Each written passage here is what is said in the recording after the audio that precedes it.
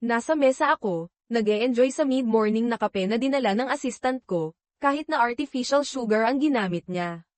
Nagbanta ako na magpapalit na lang sa black tea. Iniisip ko ang tungkol sa copyright issue na kailangan ng agarang solusyon, pero ang federal na gobyerno ay nagpapaliban sa paglabas ng sensitibong material. Mabagal sila, gaya ng dati, na nagpapahirap sa paggawa ng kahit ano. Ang mga empleyado ng federal ay nagpakita ng labis na incompetence, iniiwasan ang responsibilidad maliban kung may direktang utos. Nagtataka ako kung ilang tao ang humawak ng isang sulat bago kumilos. Nakatigil ako, hindi makalipat sa susunod kong proyekto at nahaharap sa pagkalugi sa pinansyal kung kinakailangang sirain ang mga bagay. Ang pag-usbong ng liberal na mga alalahanin ay nagpahirap sa mga simpleng bagay, binabago pa nga ang mga titulo ng trabaho. Pakiramdam ko ay masyado na akong matanda para sa kalokohang ito. May isang batang babae dito para makita ka, sabi ni Jackie Stud, pagpasok sa opisina ko. Ayaw niyang sabihin ang pangalan niya pero iniabot sa akin ang litratong ito. Habang tinitingnan ko ang litrato, napuno ako ng pangamba. Anak ng baka, naisip ko. Bakit ngayon? Ito ay litrato ni Sharon, ang ex ko, at ako sa araw ng kasal namin, na kinunan 18 taon na ang nakalipas. Ipinapaalala nito sa akin ang sakit, panloloko, at luha. Ipinapalagay ng mga tao na bumalik ako para magpagaling ng sugat, at tama sila. Noong panahong iyon, hindi ko naiintindihan ang pera o kapangyarihan, pero nagbago na ako simula noon. Tanungin mo siya kung siya si Susan o Sandra Press, sabi ko, inaabot kay Jackie ang isang USB drive sa isang Ziploc bag. Kung siya nga, ipakita mo sa kanya ang video dito. Kung gusto niya ng kopya, ibigay mo sa kanya ang lahat at ibalik mo sa akin ang orihinal. Bumalik ka pagkatapos, at sasagutin ko ang mga tanong mo. Sa edad na 42, niyakap ko ang pagiging binata. Ang maikli kong kasal kay Sharon Grace McCormack ay sumairal sa tiwala ko. Ngayon kailangan itong paghirapan ng mga tao, na mahirap. Ako ay 6 feet 4 inches ang taas na may 38 inch na baywang, tumitimbang ng 200 pounds. Nagwo-workout ako sa gym sa loob ng 2 oras pagkatapos ng trabaho. Ang aking brownish-black na buhok ay bahagyang nagiging kulay abo, at napapalingon pa rin ako. Mayroon akong ilang casual na relasyon, ngunit ang kasal at pag-ibig ay hindi para sa akin. Mga 1 oras ang lumipas, bumalik si Jackie, na iniwang bukas ang pinto. Ipinaliwanag niya na ang batang babae ay mayroon pa ring maraming tanong. Umupo siya, na ang seryosong mukha ay nagpapakitang hindi siya aalis nang walang sagot. Tinitingnan ako gamit ang kanyang mga mata na kulay esmeralda, naghintay siya na magsalita ako. Alam mo ba kung sino sa kanila? Sandra, sagot niya. Sino siya, at bakit siya gulat na gulat? Umiyak siya, na nagsasabing, sinungalingan kami sa buong buhay namin. Kung tama ang puso ko, sinungalingan din siya. Si Sandra ay isa sa kambal na magkamukha. Ang clip na nakita mo ay ang huling salita ng kanyang ina sa akin bago ang aming unang pagdinig sa diborsyo, 7 buwan bago ipinanganak ang kambal. Nalaman ko ang tungkol sa kanila sa pamamagitan ng mga kaibigan at hindi ako naabisuhan na siya ay buntis. Ang iba pang mga bagay sa stick ay nagdedetalye kung ano ang mangyayari kung taken ko sila. Ang kanyang ama, noon ay nasa CIA, ay nagpatalsik sa akin sa FBI sa pamamagitan ng mga maling paratang dahil galit siya sa akin. Ang mga dokumento ay nagpapahiwatig na mayroong kontrata sa buhay ko kung makikialam ako sa kanila. Siya ay isang makapangyarihan at mapanganib na tao. Diniborsyo niya ako para pakasalan ang dating matalik kong kaibigan, na ilang buwan na niyang kinakasama. Sa pagkakaalam ko, siya ang kanilang tunay na ama. Paano niya ako natagpuan, at ano ang gusto niya? Natagpuan ni Sandra ang isang lumang larawan sa kanilang atak na may pangalan mo, ginugol ka sa Google, at nakilala ka. Natagpuan din niya ang orihinal na sertipiko ng kasal at mga papeles ng diborsyo. Sinubaybayan ka niya sa pamamagitan ng Facebook at iba pang mga paghahanap sa web. Dumating siya para maghanap ng bone marrow match para sa kanyang kambal, na nauubusan na ng oras. Bakit sa akin pupunta? Hindi ako ang kanilang ama. Walang katuturan, sagot ko. Ang kanyang ina ay kasama ang kanyang ama mga buwan bago ko siya nakilala. Siniguro ng kanyang ama na pinaghihinalaan ni Sandra ang isang bagay at kinumbinsi ang mga doktor na magsagawa ng DNA test sa panahon ng bone marrow test. Hindi si Mr. Press ang kanilang biological na ama. Ano sa tingin mo? Ang ekspresyon ni Jackie ay naging isang malaking ngiti habang nabubuo ang mga luha sa aking mga mata. Kung tama si Sandra, ibig sabihin ay nagsinungaling sa akin ang ex ko noong mga nakaraang taon. Nagtataka ako kung ako nga ang kanilang ama. Alam kong may kaugnayan siya sa iyo noong una ko siyang nakita, sabi ni Jackie, tumatayo. Mayroon siyang hitsura na nagpapakitang malinaw. Handa ka na ba para sa marahil ang pinakamalaking pagkabigla sa mga nakaraang taon? Jack, ipadala mo ang impormasyon sa stick sa aking mga publisher. Sabihin mo sa kanila na ilabas ito sa paraang hindi matutunton pabalik sa akin, at huwag ibunyag ang aking pangalang panulat dahil maaaring nasa panganib pa rin ang aking buhay. Bigyang diin na kailangan itong gawing publiko ng mabilis. Pagkatapos ay maghanap ng isang tao na magsagawa ng mabilis na DNA test at magtakda ng appointment. Kung ako ang kanilang ama, gusto ko ng patunay kapag hinarap ko ang kanilang ina. Kung totoo ito, kailangan ko ng litigation lawyer para ipaglaban ang aking mga karapatan bilang magulang. I-clear mo ang aking schedule. Kailangan kong pumunta sa ospital ni Susan ASAP, sabi ko. Ngayon na. Sandra, pumasok ka at magpakilala, tawag ni Jackie. Pumasok si Sandra, at sa sandaling nakita ko siya, alam ko na. Kamukha niya ang aking nakababatang kapatid na babae noong 16 siya. Nabulunan ako, napuno ng emosyon. Sabay kaming umiyak ni Sandra. Kumuha si Jackie ng ilang litrato gamit ang kanyang telepono para kunan ang pagbabagong ito sa buhay at pagkatapos ay iniwan kaming mag-isa. Si Sandra at ikaw ay may appointment para sa blood testing sa 1:00. Nangako sila ng rush job, at siningil ko ito sa corporate card, sabi ni Jackie nang bumalik siya. Inayos ko rin para makilala mo ang kapatid mong si Barbara sa cell sa 3 at nagpareserba ako ng pribadong mesa. Kailangang makita ni Sandra kung ano ang ginagawa natin. Sisiguraduhin ni Barbara na aalagaan ang kanyang mga anak. Alam niyang mayroon kang importanteng balita sa pamilya. Nakatayo ako roon, emosyonal at hindi sigurado, pinagmamasdan si Sandra. Lumapit si Sandra sa akin. Napakarami kong tanong. Niyakap ko siya ng mahigpit habang isinasara ni Jackie ang pinto. Mahirap tanggapin na maaaring isa akong ama. Mukhang nararamdaman din iyon ni Sandra, nanginginig habang umaalis kami sa opisina ko.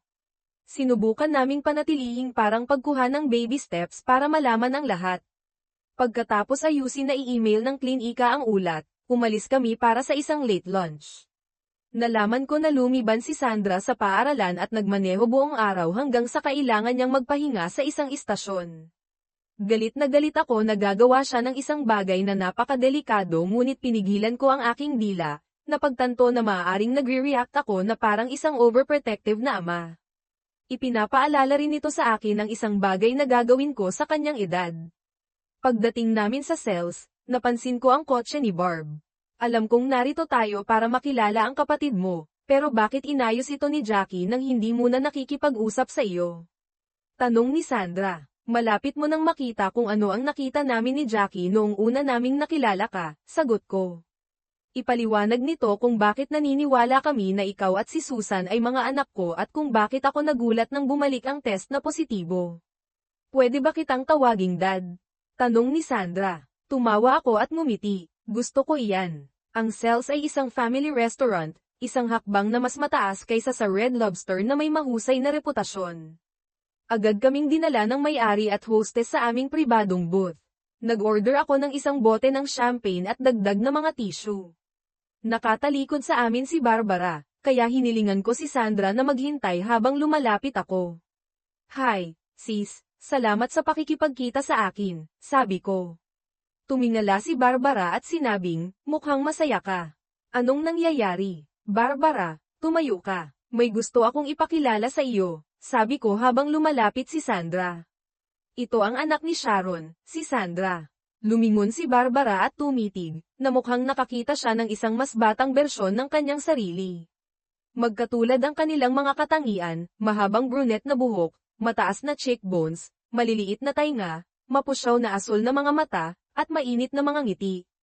Oh Diyos ko, bulalas ni Barb. Paul, dapat sana'y binalaan mo ako. Hindi ka panipaniwala ito. Gaano katagal mo nang alam ang tungkol sa kanya? Mga 5 oras, sabi ni Sandra nang may emosyon. Gulat ko siya sa opisina niya. Alam agad ni Jackie at Dad. Sa pagkakita ko sa iyo, naiintindihan ko kung bakit. Bumalik ang server na may mga tissue at naunawaan kung bakit kailangan namin ng privacy. Ipinaliwanag ni Barbara, sa pagitan ng mga luha, na 3 pang tao ang sasama sa amin, kaya inilipat kami ng hostess sa isang mas malaking mesa. Tinawagan ni Barbara ang kanyang asawa para sumama sa amin at inabisuhan ang aming mga magulang na pumunta kaagad, na tinatawag itong isang emergency sa pamilya. Tinanong ni Mom kung may mali, ngunit sinabi ni Barbara na hindi niya maipaliwanag.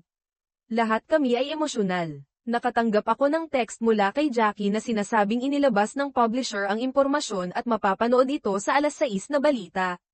Kapapanatag pa lang namin pagkatapos ng aming unang baso ng champagne nang dumating ang asawa ni Barb at ang aking mga magulang. Tumawa ako, naririnig ang malakas na boses ng aking ama. Dapat ay may magandang dahilan para dito. Tumayo kami ni Barbara para batiin sila. Mom, Dad, Lou, gusto kong ipakilala sa iyo ang anak ni Sharon, si Sandra Press, sabi ni Barbara nang may pagmamalaki. Agad na nakilala ng aking ina ang pagkakahawig at malawak na ngumiti, na puno ng pagmamalaki. Sa wakas ay nagkaroon siya ng apo na babae na palagi niyang gusto. Natigilan ng aking ama, hindi makapagsalita kahit isang beses. Nang sa wakas ay nagsalita siya, sinabi niya, nakikita ko ito, ngunit mahirap paniwalaan. Umupo ang aking ina sa tabi ni Sandra, hinahawakan ang kanyang kamay ng mahigpit, masyadong emosyonal para magsalita. Nag-order ang aking ama ng 2 pang bote ng champagne, nakitang-kita ang kanyang pagmamalaki. Matapos mapuno ang aming mga baso, tumayo ako kasama ang akin.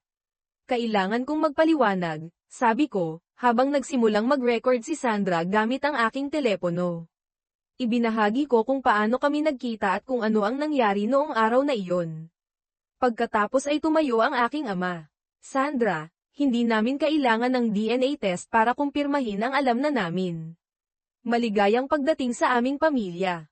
Mayroon kang 2 pang tiyahin na makikilala sa lalong madaling panahon. Ipinapangako namin sa iyo na palagi mong ituturing ang pamilyang ito na iyong tahanan.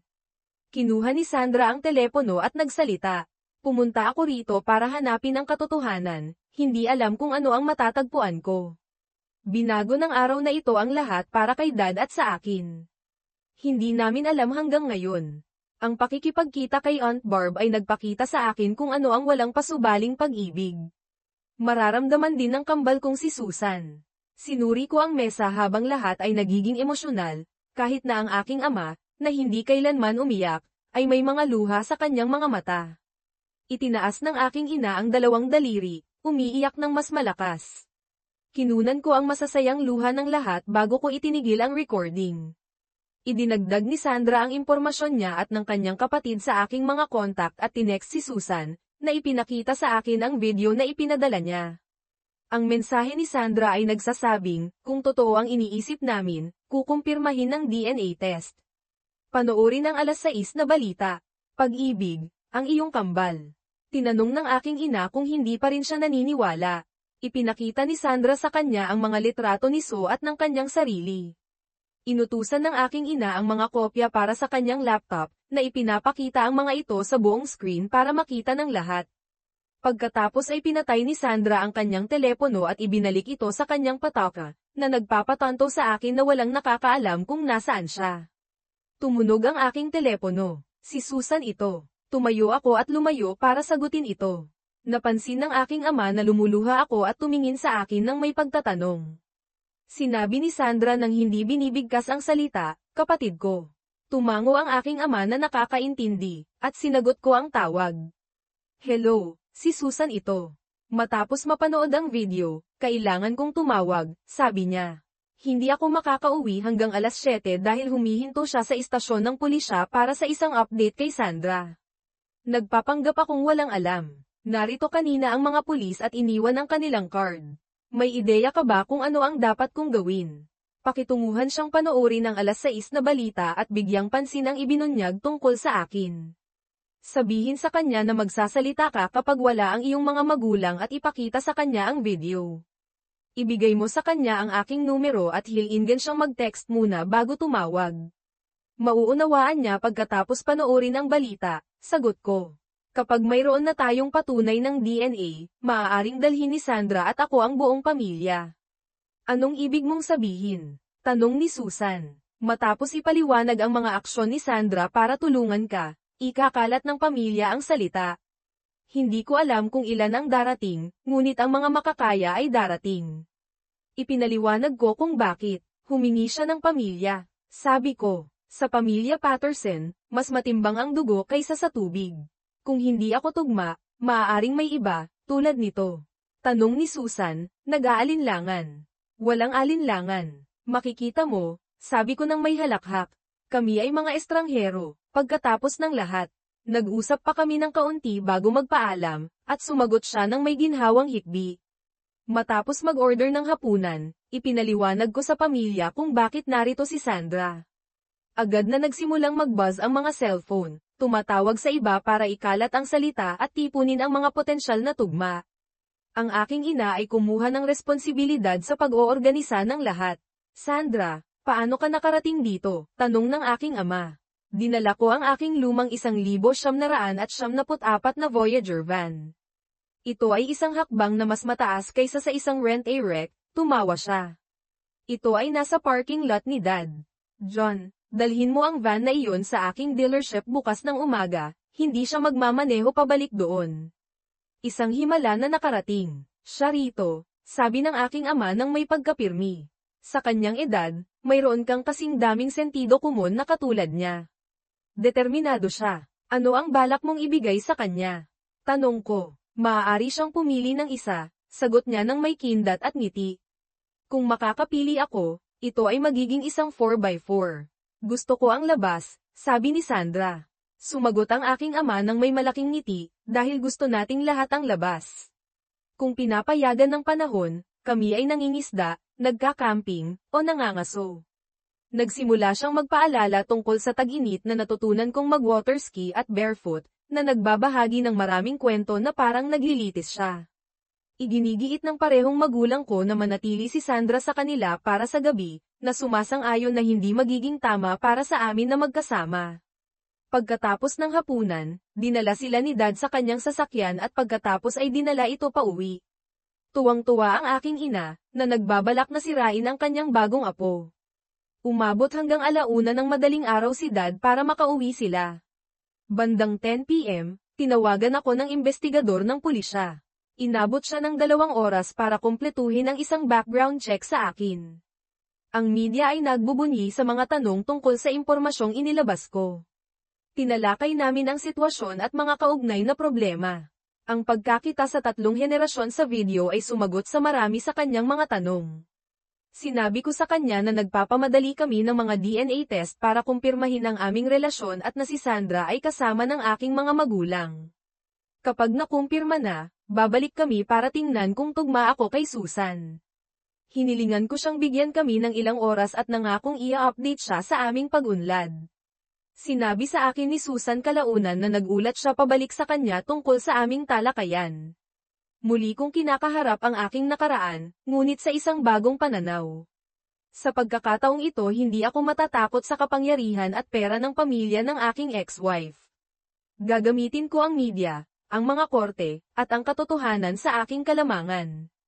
Mayroon akong mga mapagkukunan, ang patunay, at isang lumalaking determinasyon.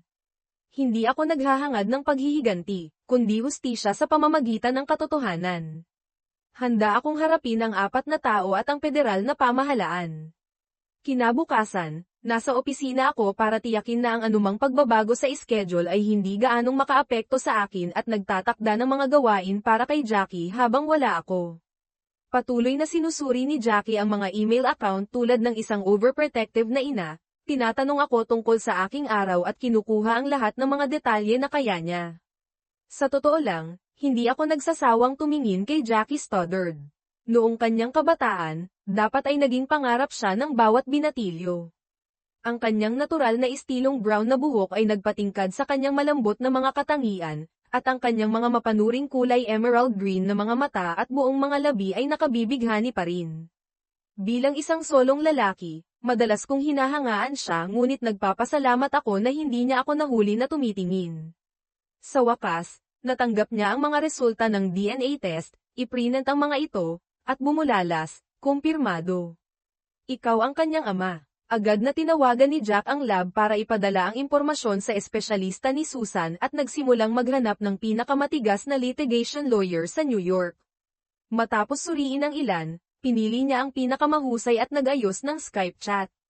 Sumang-ayon ang abogado na magtrabaho sa isang percentage basis, nagtitiwala na ito ay isang slam dunk.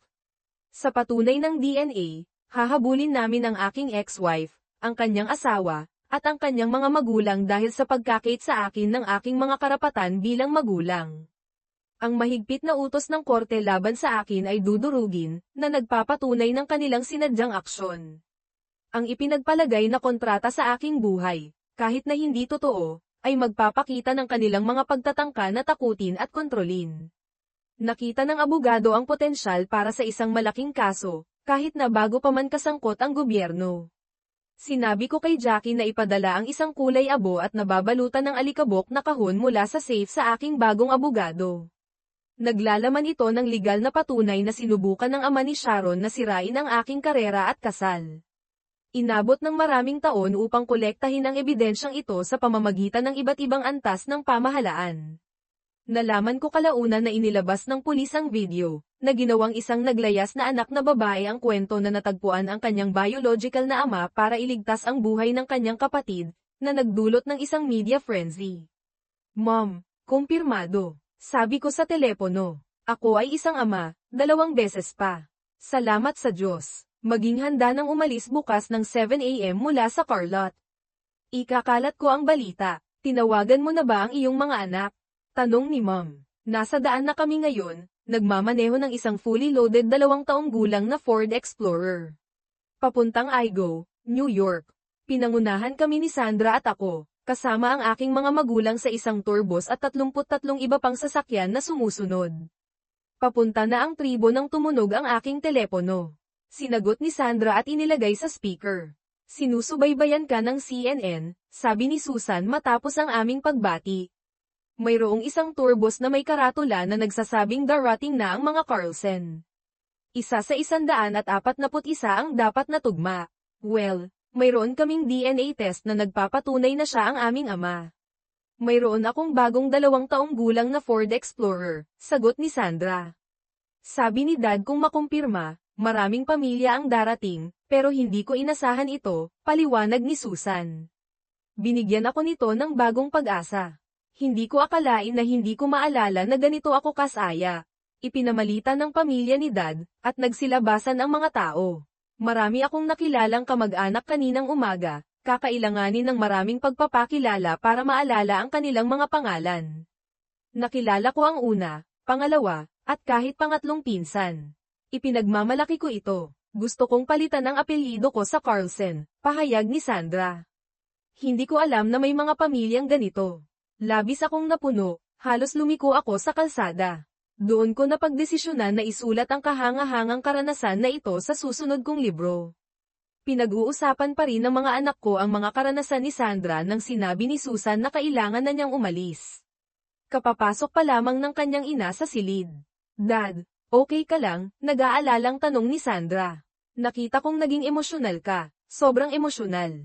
Paano mo inaasahan na magiging pakiramdam ko? Natuklasan ko na mayroon akong 2 anak na babae na pinalaki ng aking ex-wife at dating kaibigan nang hindi ko alam. Ang isa ay masigla at puno ng buhay, ang isa naman ay nasa bingit ng kamatayan. Ang isa ay napakalakas at independyente na naglipat siya ng mga bundok nang hindi nag-iisip, katulad ng gagawin ko, at gusto niyang kunin ang aking pangalan, tugon ko ng may pagmamalaki, labis na emosyonal. Sagot ni Sandra, sobrang nakatuon ako sa pagligtas ng buhay ng kapatid ko, hindi ko naisip ang epekto sa iyo. Hindi ako isang magandang match dahil naman ako ang isang depektibong gene mula sa aming ina. Ang mga problemang emosyonal na idinulot ko ay mararamdaman sa loob ng ilang araw.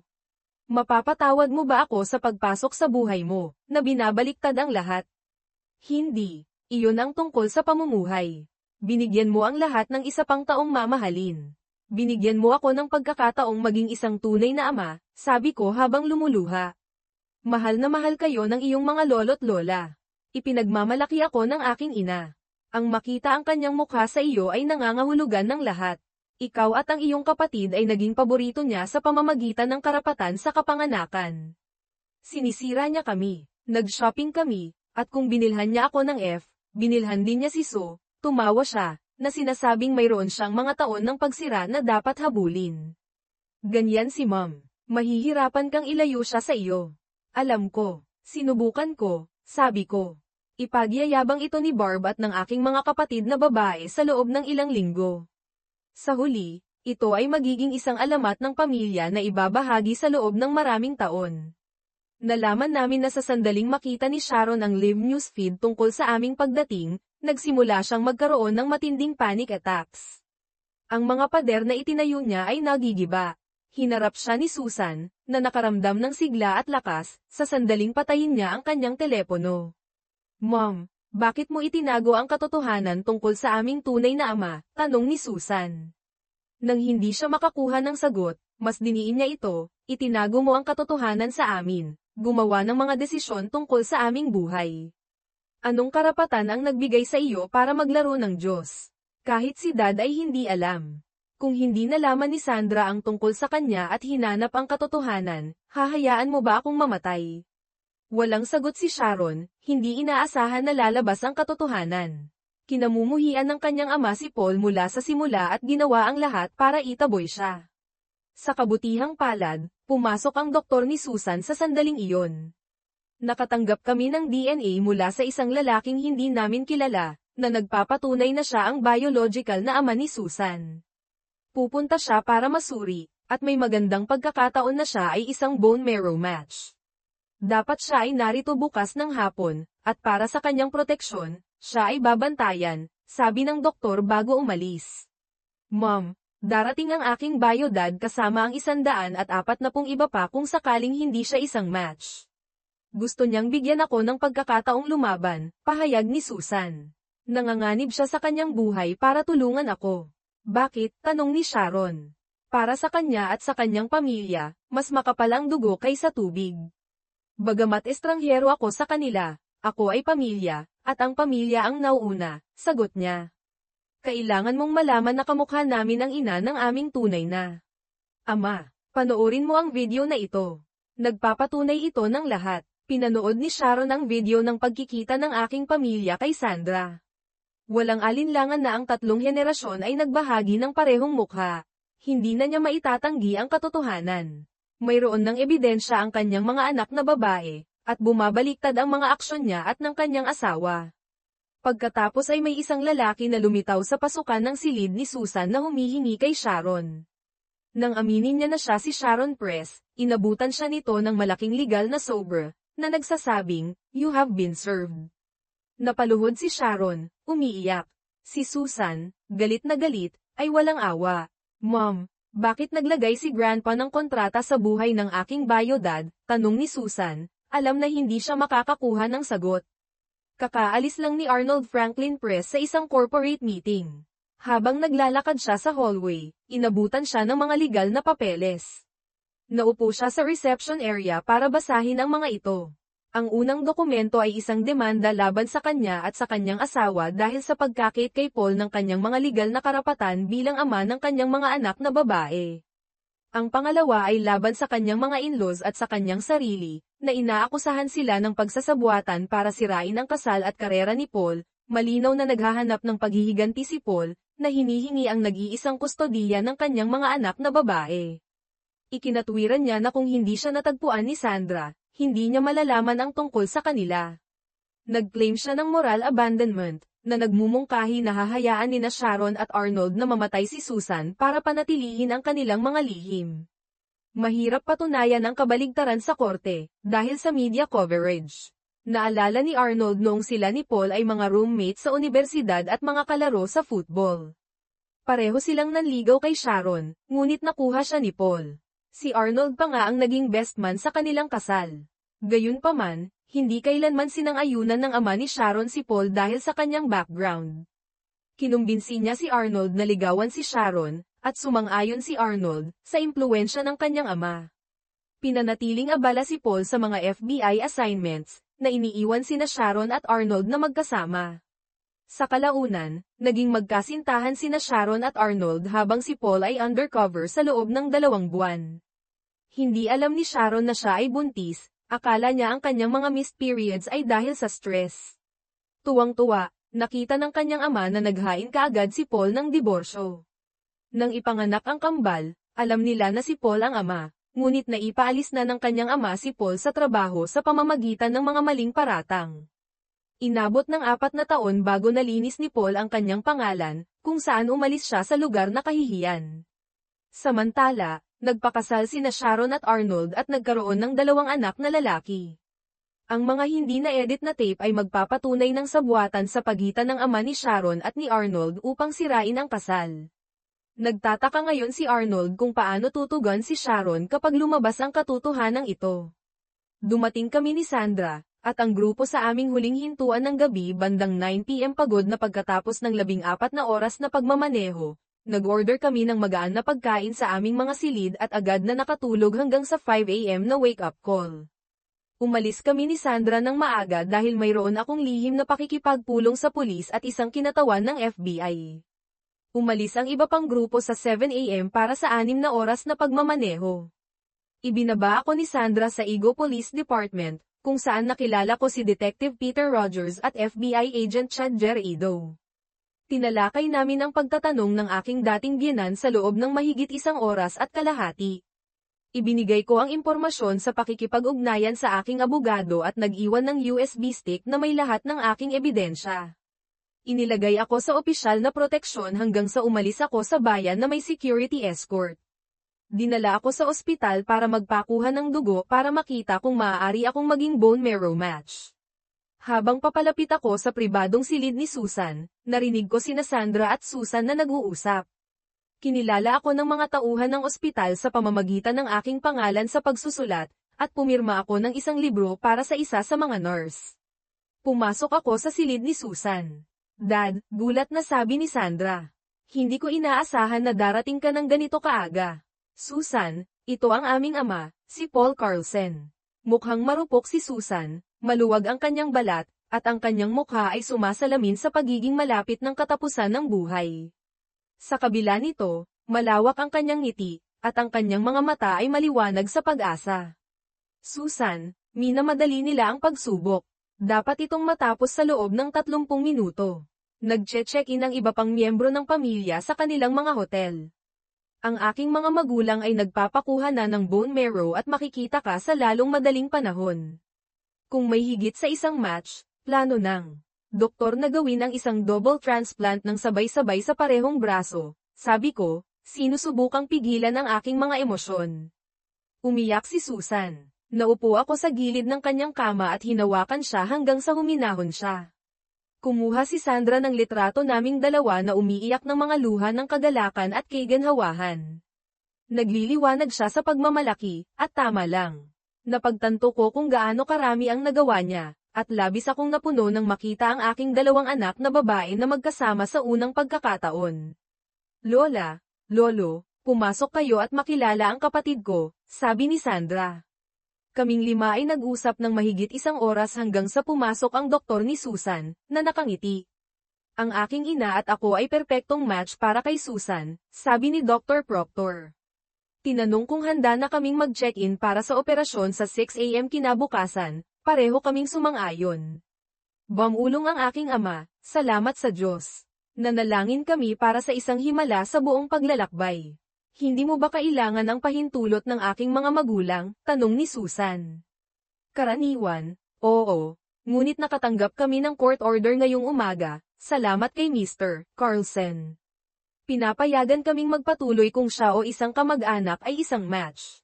Sumang-ayon ang hukom na hindi inuuna ng iyong ina at ng kanyang asawa ang iyong mga pangangailangan, paliwanag ni Dr. Proctor. Sasakupin ni Mr. Carlsen ang lahat ng gastos na hindi sakop ng insurance. Ngumiti si Sandra. Hindi ako nagulat, sis. Sa ginawa ni na Mama at Arnold, walang pagpipilian si Dad. Legal, Wala siyang karapatan, kaya ginamit niya ang mga korte para pigilan ang anumang pagkaantala. Pagkatapos ay ipinaalam sa amin ng isang security guard na malapit na kaming mapanood sa pambansang balita. Pinalitan ni Susan ang TV sa CNN, na nagbunyag ng aking pagkakakilanlan bilang may akda ng isang tanyag na serye ng libro na nagkakahalaga ng tinatayang $40 milyon. Namangha sina Sandra, Susan, at ang doktor. Tumingin sa akin ang aking mga magulang na gulat na gulat. Wala silang ideya, iniisip na isa lamang akong independenteng corporate financial advisor. Diyos ko, Dad, sabi ni Susan, nabasa ko na ang lahat ng iyong mga libro. Napakahusay. Tumawa ako. Pagkatapos masira ang aking dating buhay, kinailangan kong muling likhain ang aking sarili. Ang pagsusulat ang aking therapy. Ang tagumpay ng unang libro ay isang turning point, at lumago ito mula doon.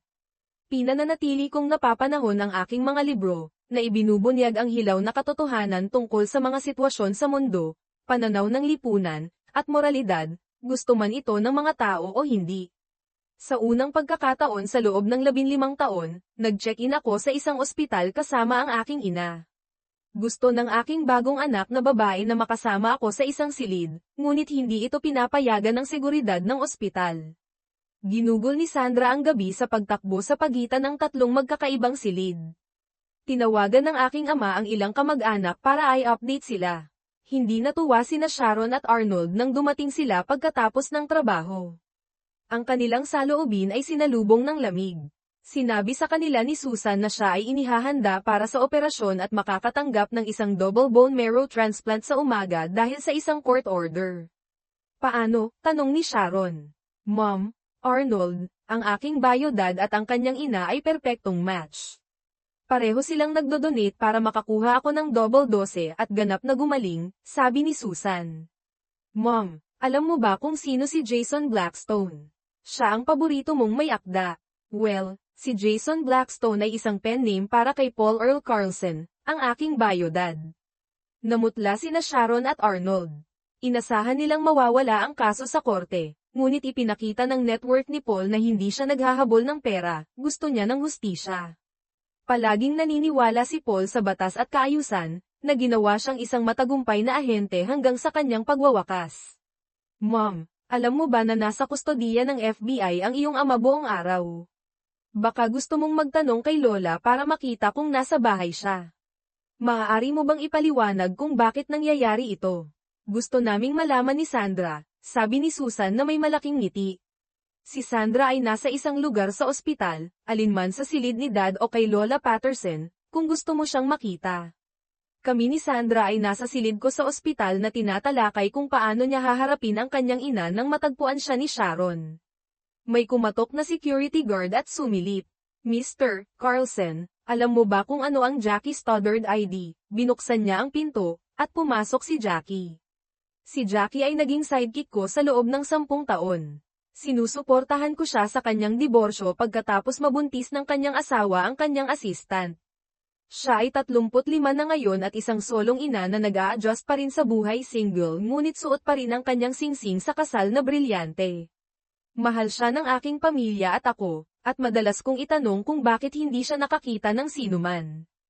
Anong ginagawa mo rito? Tanong ko. Narito ako para gawin ang lagi kong ginagawa, alagaan ka. Sinabi ni Dr. Proctor na mananatili ka rito nang hindi bababa sa 3 araw at pinaghihinalaan na isa kang match. Ang iyong braso ay aabutin ng 1 linggo para gumaling ng sapat para sa magaan na aktibidad.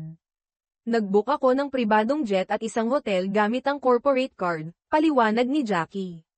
Nag-text sa akin si Sandra, Dad, FYI, mahal ka niya. Hindi niya kayang lumayo, tinaasan ko siya ng kilay. Sumilip ang guard. Sharon at Arnold Press gusto kang makita. Papayagan mo ba silang pumasok? Pagkatapos lang silang kapkapan, sabi ni Jackie. Ano ang relasyon mo kay Mr. Carlson? Tanong ng security officer. Ako ang kanyang fiancé. Hindi mo ba nakita ang aking singsing? Sagot ni Jackie. Komandat sa akin si Sandra at sinabi, sabi ko sa iyo.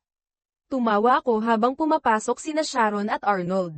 Nagsalita si Sandra, Dad, hindi ko pagkakatiwalaan ang dalawang ito kahit isang sandali. Sinusubukan lang nilang takpan ang kanilang mga likod. Hindi mo alam ang kalahati nito, Sandra, panimula ni Jackie. Ang abogado ng iyong ama ay may video na nagpapakita na tumatanggap ng tseke ang iyong stepfather mula sa iyong lolo bilang kabayaran para sirain ang kasal ng iyong mga magulang. Kung magtagumpay, pamamahalaan niya ang pananalapi ng iyong mga lolo't lola sa loob ng 3% taunang bayad. Paano mo nalaman na totoo ito? Tanong ni Sharon. At sino ka? Mom, siya ang fiancé ni Dad at isang master researcher. Ang pangalan niya ay Jackie Stoddard. Mas pinagkakatiwalaan ko siya kaysa sa iyo, sabi ni Sandra ng mariin. Namutla ang mukha ni Sharon. Inilalayo na ng kanyang mga anak na babae ang kanilang sarili sa kanya, at wala siyang magawa. Nagsasalita ng totoo si Jackie. Sharon, paliwanag ko. Inutusan ko ang aking abogado na ilabas ang lahat ng video at audio tape sa FBI, kasama na ang isang liham mula sa iyong ama na inaamin na binayaran niya ang mga pag-record. Ang pagkamuhi ng iyong ama sa akin ay napakalaki, hindi siya nagmamalasakit sa gastos o kung sino ang ginamit niya para makuha ang gusto niya. Totoo ba ito? Tanong ni Sharon. Si Arnold na nakikita ang kanyang ekspresyon, alam niyang totoo ito. Napagtanto ni Sharon kung ano ang nawala sa kanya nang diborsyuhan ko siya, ang tanging lalaki na tunay na nagmahal sa kanya. Jackie, isang payo, huwag mong hayaang manipulahin ka ng iba tulad ng ginawa nila sa akin. Paul, gusto kong makipag-usap sa iyo ng mag-isa pagkatapos ng operasyon. Sa ngayon, kailangan kong umuwi at magmuni-muni. Sandra, sasamahan mo ba ako sa kotse ko? Tanong ni Sharon. Sabi ni Sandra, babalik ako sa lalong madaling panahon, Mom. At kailangan kong ayusin ang ilang bagay. Jackie, bantayan mo si Dad hanggang sa bumalik ako. Pinanood namin silang umalis. Nagpigil si Sharon hanggang sa lumabas siya, pagkatapos ay nagsimulang umiyak. Parehong naiintindihan namin ni Jackie na wala siyang ideya kung ano ang nagawa hanggang ngayon. Si Arnold, na ipinanganak na may gintong kutsara, ay naparalisa sa takot. Lumabas ang katotohanan, at nawasak ang kanilang buhay. Hindi na siya pagkakatiwalaan ni Sharon. Paul, kinatatakutan ko ang araw na ito. Akala ko hindi ka nababalik. Kung nagkita tayo ng hindi sinasadya, maipagwawalang bahala ko ito, pahayag ni Arnold. Hindi ko nakita na mangyayari ito. Pinakamabuti na umalis ako at huwag nang magsalita pa. Umalis siya, na iniwan kaming mag-isa. Tumingin ako kay Jackie, na ikinapula niya sa unang pagkakataon. Tinitingnan ko siya sa paraang dapat tumingin ang isang lalaking umiibig. Sa isang pagkakataon, binubuksan ko ang aking sarili. Nilalaro ba niya ako? Sa wakas ay inaamin na ba niya ang kanyang tunay na nararamdaman? Mahal ko ba siya bilang isang kaibigan o higit pa? Alinmang paraan, ginaisang ako ng aking mga anak na babae. Nabubuhay ako sa anino ng iba, nakakahanap ng kagalakan sa kanilang pananabik sa halip na lumikha ng aking sarili. Jackie, marami tayong pag-uusapan habang ako ay nagpapagaling, sabi ko ng malumanay. Ginaisang ako ng mga huling ilang araw na ito. Naging kampante ako, nanirahan sa sidelines sa halip na maging nasa laro. Paul, nang madiborsyo ako, sumali ka. Bata pa ang aking mga anak. Higit ka pang ama sa kanila kaysa sa kanilang sariling ama. Mula sa mga laro ng baseball hanggang sa mga sayaw ng ama at anak na babae, palagi kang naruroon. Alam ko kung bakit binabayaran mo ako ng husto, higit pa sa karaniwang rate. Gusto mong tiyakin na ang mga bata sa iyong puso ay inaalagaan, Jackie sabi.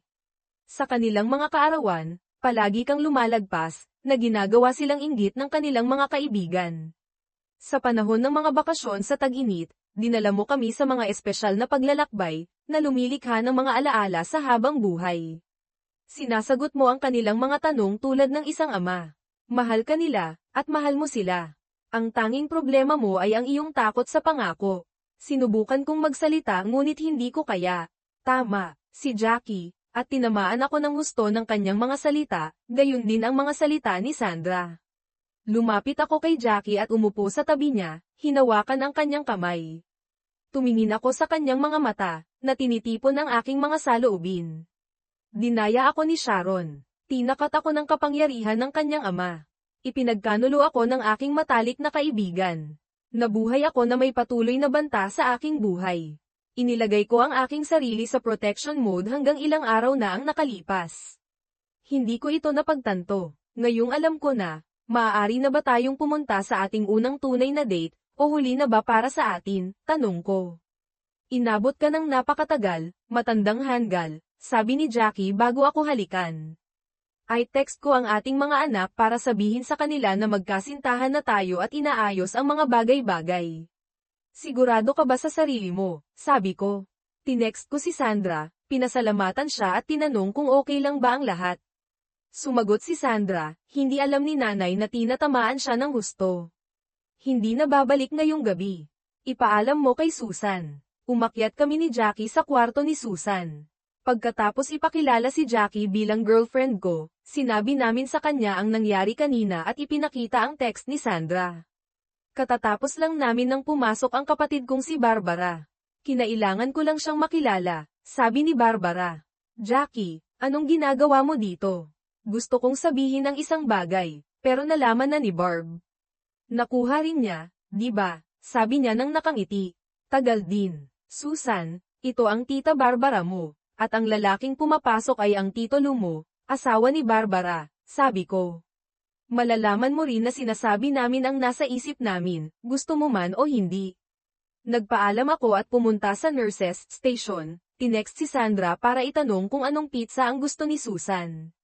Sumagot siya na gusto ni Susan ang lahat maliban sa anchovies. Nag-order ako ng 3 extra large pizza at 3 2-liter na cola para sa mabilis na delivery. Tinawagan ko rin si tatay, pinapunta si nanay sa loob ng 30 minuto para sa pizza party. Sinira namin ang patakaran na bawal kumain sa loob ng 8 oras pero nasobrahan kami. Pumasok ang head nurse para pakalmayan kami pero umalis na may hiwa ng pizza. Maya-maya, pinahinto niya ako at sinabi, ang mga ginawa mo ay nagpagan sa kalooban ng buong floor. Hindi ako makakapagpasalamat ng sapat. 4:00 ng madaling araw, dinala nila ako at si nanay para ihanda sa operasyon. Sinuportahan namin ang isa't isa hanggang sa I will kami papasok. Gising ako hanggang sa tumalab ang gamot. Nang magising ako, tapos na. Ngayon ay dumating ang paghihintay at pagdarasal. Sinabi ni Dr. Proctor sa lahat na naging maayos ang bone marrow transfer, pero aabutin ng ilang oras para makita kung gumana. Nang marinig ito, nagsimula nang maghanda ang karamihan sa pamilya para umuwi. Jackie, sabi ko, ang pinakamasamang pasyente, pero hindi ako may sakit, sagot ko. Para kang toro sa tindahan ng porselana, impatient, unruly, at miserable. Ituloy mo yan, at magkakaroon ka ng masamang reputasyon, sabi ni Jackie sa akin. Sinabi ni Jackie na maayos ang kalagayan ng nanay ko. Nang makasigurado siya na stable ako, ibinalik niya sa akin ang phone ko. Ang unang mga text na nakita ko ay mula sa mga anak ni Jackie, parehong nagtatanong kung kailan niya makukuha ang engagement ring niya. Dad, kailan namin makikilala ang mga bagong kapatid namin? Jackie, matalino ang mga anak mo, sabi ko, ipinakita sa kanya ang phone. Sinabi ko sa kanila na pupunta ako sa ASGO para bantayan ka pagkatapos ng operasyon. Marami silang tanong, at lumabas ang buong kwento. Hindi sila nagulat. Sabi nila, Mom, palagi niya kaming tinatrato na parang anak niya. Karamihan sa mga kaibigan namin ay gusto na parang siya ang tatay nila. Palagi na namin siyang nakita bilang tatay namin, paliwanag ni Jackie. Binasa niya ang note at tumingin sa akin na may luha sa kanyang mga mata. Sa tingin ko, magkakaroon tayo ng maikling engagement, sabi ko nang nakangiti. May balita ka ba sa twins? Si Sandra at ang nanay niya ay kasama si Susan. Maayos siya, kung iisipin ang lahat. Kahit na nakagamot pa siya, marami siyang tanong, sabi ni Jackie. Sinabi sa kanya ni Sandra ang tungkol sa pizza party. Hindi makapaniwala si Susan kung gaano siya kamukha ng kanyang tita at lola. Hindi siya makapaghintay para sa girls' day out kasama sila pag gumaling na siya. Hanapin mo ang pantalon ko. Gusto ko siyang makita mismo at pagkatapos ay tignan ng nanay, sabi ko. Sinubukan akong pigilan ng mga nurse, sinasabi na masyado pang maaga pagkatapos ng operasyon, pero nagpumilit ako, kaya umalis kami, magkahawak kamay. Nakakagulat, manageable ang sakit ko. Napansin agad namin ni Jackie ang paggaling ni Susan. Mas maganda ang kutis niya, at halos maiyak ako sa kislap sa kanyang mga mata. Sino sina Tammy at Timothy Stoddard? Tanong ni Sandra. Ang mga anak ko, edad 13 at 11. Bakit? Sagot ni Jackie. Nakakuha ako ng Facebook friend request mula sa kanila ngayong umaga. Ganon din si Susan, sabi ni Sandra. Kailangan ninyong basahin ang ipinadala nila sa akin, sabi ko, ibinigay kay Sandra ang phone ko. Binasa niya ito, ngumiti, at ipinasa kay Susan. Gusto ko itong ibalik para idagdag ang mga numero nila sa aking mga contact, sabi ko. Pagkatapos ay tinanong ni Sharon kung pwede niya akong makausap ng pribado, kaya pumunta kami sa waiting room. Paul, nagkaroon ako ng mahabang usapan kasama ang nanay ko kagabi. Inamin niya na naalala niya ang galit ni tatay sa'yo pero hindi niya inasahan ito. Gusto ng mga anak ko na tapusin ang school year dito at pagkatapos ay tumira sa'yo. Gusto nilang palitan ang apelyido nila sa'yo at nararamdaman nila na hindi mapapatawad ang ginawa namin ni Arnold, sabi ni Sharon. Hindi ko sila kayang kontrahin. Nilinaw nila na pupunta sila sa korte kung tatanggihan ko. Hindi na nila ako pinagkakatiwalaan, at hindi ko sila masisisi. Papayagan mo ba silang pumunta? Alam mo ang pamilya ko. Hindi nila ako papayagang tumanggi, kahit anong maramdaman ko. Malugod ko silang tatanggapin, ganon din si Jackie. Kakailanganin lang namin ng mas malaking lugar. Aalisin ko ang kaso laban sa iyo kung papayag ka sa joint custody, sagot ko. Itutuloy pa rin ang kaso laban sa iba pang miyembro ng pamilya mo. Sapat na ang edad ng twins para magdesisyon sa iba pa. Pumayag si Sharon sa joint custody. Inalok kong bayaran ang pagpapalit ng pangalan nila, pero tumanggi siya. Bumalik kami sa kwarto ni Susan. Pinagmasdan kami ng mga babae ng mabuti. Jackie, mukhang kakailanganin natin ng hindi bababa sa 6 na kwartong bahay, sabi ko. Ngumiti si Jackie, at sumigaw ang mga babae sa tuwa. Sabi ni Sharon, mga anak, nagkasundo kami ng tatay ninyo na makukuha ninyo ang gusto ninyo. Kung papayag si Jackie, tatawagan ko ang abogado bukas para simulan ang legal na proseso para sa pagpapalit ng pangalan ninyo. Paul, Jackie, handa ka na ba para dito? Isang bahay na may teenage kids, tanong ni Jackie. Walang sino man ang handa, pero nag-a-adjust tayo. Nasasanay pa lang ako sa ideya ng dalawang nagdadala ng pangalan ko, sabi ko. Gawing 4, gusto ka ring magpa-adopt ni Tam at Tim. Nilalagdaan na nila ang mga pangalan nila bilang Carlson, sabi ni Jackie. Tawagan ang firm ni Roger Mauser para simulan ang mga papeles, pagkatapos ay i-text ang mga bata para ipaalam sa kanila ang mga plano natin. Alamin natin kung aling lugar ang may pinakamagagandang paaralan para malaman natin kung saan hahanapin ang ating bagong tahanan. Kinuha ni Sandra ang phone niya, binuksan ang kanyang mga contact, at tumawag sa speaker. Hello, sabi ni Tammy. Sino ka, at ano ang gusto mo? Ito si Sandra, ang magiging ate ninyo, paliwanag ni Sandra. Kasama mo ba si Timothy? Mapapatunayan mo ba, dahil hindi ko kaya, sabi ni Tammy. Tinuruan kami ni tatay na huwag sumagot sa mga tawag o mensahe mula sa hindi kilalang source ng walang patunay. Seryoso, ginagawa mo ba akong scam, Tammy? Magpapakasal kami ni Paul, sabi ni Jackie. Kausap mo ang anak ni Paul na si Sandra. Magiging Carlsons na tayong lahat. Papalitan namin ni Susan ang apelyido namin, at sinimulan na namin ng tatay mo ang proseso para i-adopt ka niya at palitan din ang pangalan mo sa Carlson, dagdag ni Sandra. Sweet, ipaalam mo kay Dad na tagal na. Kumusta si Susan? Sagot ni Timothy. Kanina pa namin hinihintay na makarinig. Nagtinginan kami ni Jackie, nasaksihan ang unang usapan ng aming blended family. Pinisil niya ang kamay ko para suportahan ako. Gumagaling ako, sabi ni Susan. So far so good. I text ko kayong dalawa para may dagdag ninyo ang numero ko. Susan Sandra, ang tatay namin ang nag-iisang tatay na nakilala namin. Wala na ang biodad namin bago pa namin siya makilala. Mas magaling ang tatay ninyo kaysa sa mga magulang ng sino man sa mga kaibigan namin. Matagal nang may gusto si nanay sa kanya. Pag nagsama-sama tayo, kailangan ninyong tanggapin na magkakapatid tayong lahat, wala nang iba pa, wala nang kulang. Hindi papayagan ni Tammy at ako na may makasira sa kanila, sabi ni Timothy ng mariin. Pumayag ang parehong anak ko. Si Jackie na may punong-puno ng luha sa mata ay sinabi, ipinapakita nila ang mga moralidad at pamantayan mo. Dapat kang maging proud. Sinapuso nila ang mga values mo. Ako din. Nagpaalam kami pansamantala at pumunta para makita ang nanay ko.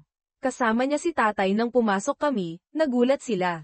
Nakita ng tatay ko ang tingin ni Jackie na nagpangiti sa kanya. Alam niya na may nangyari.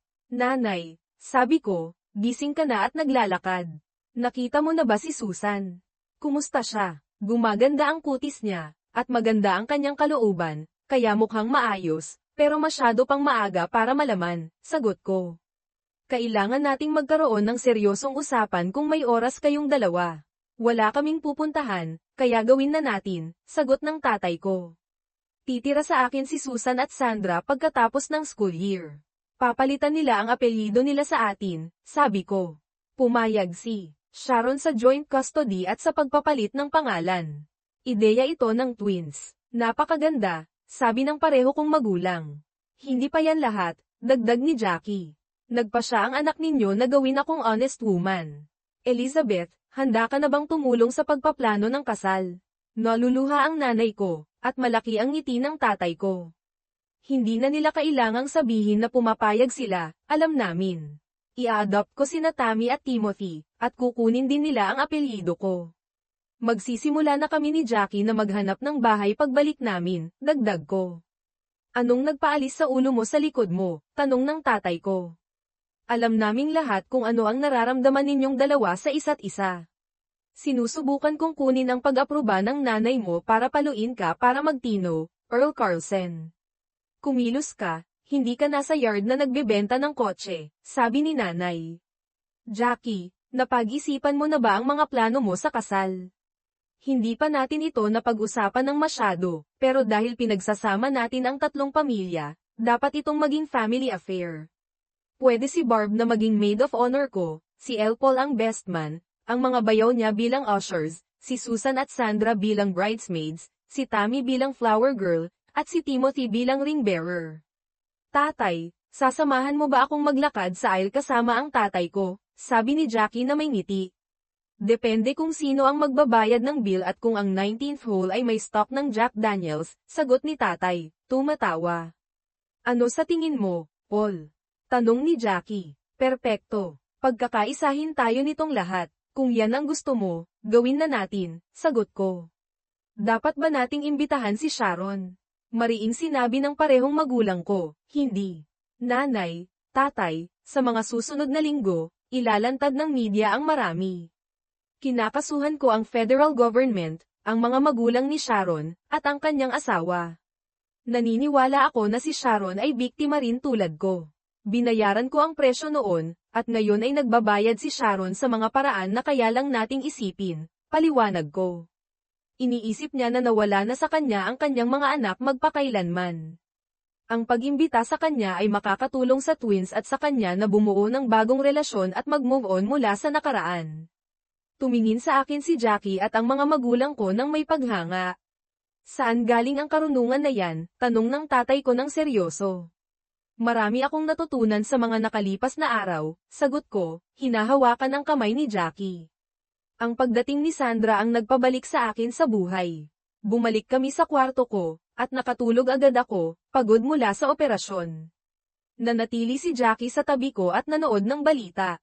Sina Christopher McCormack at Arnold Press ay inaresto dahil sa pagsisinungaling sa FBI. Ang taong nasa likod ng kontrata sa buhay ko ay naging state's evidence. Inilabas ng abogado ko ang mga detalye ng pagkatanggol ko sa FBI, na nagdulot ng internal review. Nang magising ako, sinabi sa akin ni Jackie ang mga nangyari. Sinabi sa amin ni Dr. Proctor na papakawalan kami ng nanay ko sa susunod na araw. Kakailanganin ninyo ng mga follow-up at ay patanggal ang mga stitches ninyo, sabi niya. Mas maganda ang kalagayan ni Susan kaysa sa inaasahan.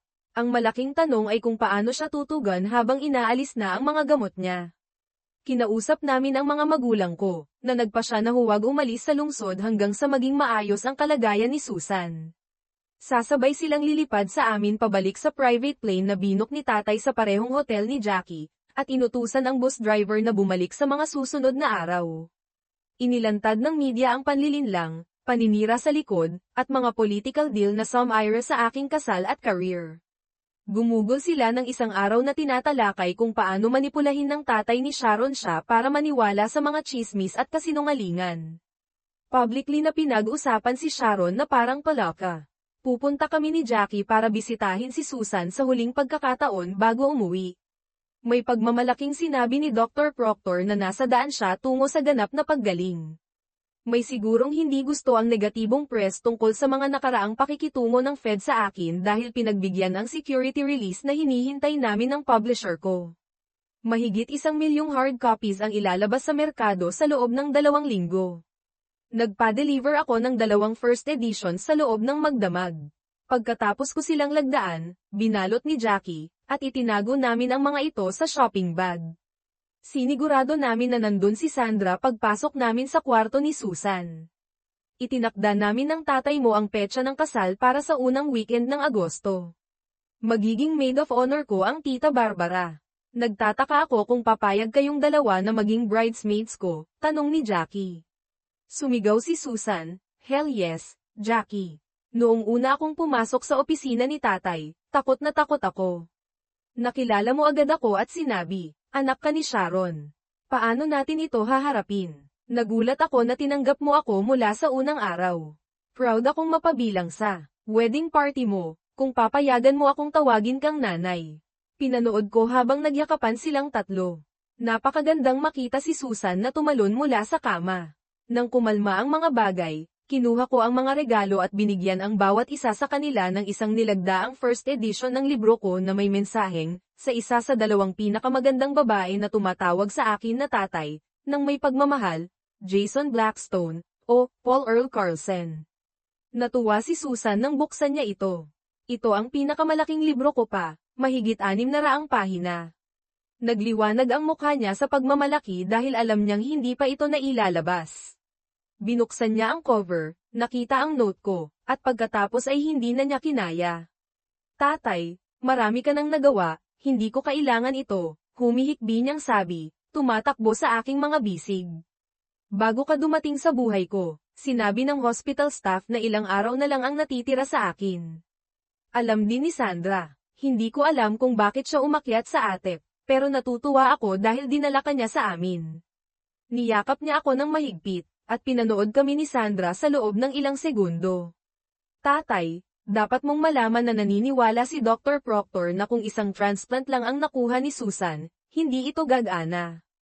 Ang double transplant ang nagpagulat sa kanyang katawan para tumugon. Sa nakalipas na 6 na araw, tumaba siya ng 10 pounds, paliwanag ni Sandra. Hindi ko alam kung darating ka, pero hindi ka nag-alinlangan. Nagdala ka ng isang tribo. Salamat sa pamilya na binubuo ko, nababawi ko ang aking best friend. Kumusta ang nanay mo? Tanong ko, sinusubukang baguhin ang tono. Nag-file siya ng divorce, nagpapa-therapy para harapin ang habang buhay na kasinungalingan. Naiintindihan na niya ngayon kung ano ang pinagdaanan mo at nahihiya siya, sabi ni Susan. Sabi niya, tanging ang taong naranasan ito ang makakaintindi na ito ay isang buhay na impyerno. Ang kanyang trabaho at mga kaibigan ang kanyang suporta. Malakas si nanay at malalagpasan niya ito. Ang susi ay ang muling pagkakaroon niya ng tiwala. Sa ngayon, hindi niya alam kung sino o ano ang paniniwalaan. Sandra, kahit na may suporta ng pamilya, maaaring tumagal ng maraming taon para mabawi ang tiwala. Kailangan ito ng hindi inaasahang gawa ng pananampalataya. Para sa akin, ito ay si Sandra na naglalakad sa pintuan ng opisina ko, sabi ko. Salamat sa Diyos na ginawa mo. Pinaniwala ako ni Paul na mamamatay akong matandang dalaga na naghihintay sa kanya, dagdag ni Jackie ng may katatawanan. Ngayon, mga anak, tumayo kayo sa tabi ng tatay ninyo para makunan ako ng ilang litrato. Ang pinakamaganda ay magiging 8x10 para sa kanyang desk. Nang bumaba kami sa eroplano, nagulat kami sa mga magulang at anak ni Jackie na nandun para salubungin kami. Halos patumbahin ako ng mga bata dahil sa kanilang excitement, na kumalat sa aming lahat. Nasiyahan ang tatay ko na marinig silang tawagin akong, tatay. Napagtanto ko na magkakaroon si Timothy ng 2 nakatatandang kapatid na babae at isang nakababatang kapatid, tulad ko. Niyakap ni Tammy ang nanay ko at sinabi, Nanay, natutuwa ako na magiging lola ko kayo. Nagmuni-muni ako kung gaano kabilis nagbabago ang buhay ko nang may hindi inaasahang pagpapala. Nagpasya kami ni Jackie na itulak ang aming mga plano bago kay Sandra hanggang pagkatapos ng kasal. Alam ni Jackie ang mga pangangailangan namin, kaya hinayaan ko siyang maghanap ng bagong tahanan. Nagbigay ito sa akin ng oras para isulat ang aking unang fiction book. Ang mga naunang gawa ko ay naglantad ng katiwalian at cover-ups. Nakipag-ugnayan kami sa twins, at nakahanap si Jackie ng isang 20-acre na property na may barn na kailangang ayusin. Gumaganda ang kalagayan ni Susan at bumalik sa paaralan ng part-time. Kumuha kami ng firm para i-disenyo ang bahay namin na may steel at brick, kasama ang outdoor kitchen, malaking patio, pool, at isang 4 na bay na garage. Ang pagbawas ni Jackie ng oras sa opisina ay nagbigay sa akin ng pagkakataon na magtrabaho ng mas husto, kasama ang isang editor mula sa aking publisher. Sumulat ako ng mahigit 300 pahina, naglathala ng aking unang libro sa ilalim ng aking tunay na pangalan. Ginamit ni Sharon ang aking abogado para diborsyuhin si Arnold, nakakuha ng alimony at gastos sa edukasyon. Nasa mediation ang mga kaso ko dahil nawalan na sila ng lakas para lumaban. Hinihintay namin ni Tammy, Timothy, at Jackie ang pagdating ng twins pagkatapos ng kanilang huling araw ng paaralan. Nakita sila ni Timothy na nagmamaneho papunta sa aming bagong driveway. Lumabas kaming lahat para salubungin sila. Nang bumaba sila sa Explorer, napagtanto ko na napakaganda ng paggaling ni Susan kaya hindi ko siya makilala kay Sandra. Bumulong si Jackie, aalamin natin. Dinadala ni Timothy, na gumaganap bilang kuya, ang kanilang mga bagahe habang ipinapakita ni Jackie ang bahay. Sa opisina ko, nakaupo sa aking desk ang 3 kopya ng aking pinakabagong libro, Unexpected Blessings. Ito ay isang fictionalized na kwento ng Amin.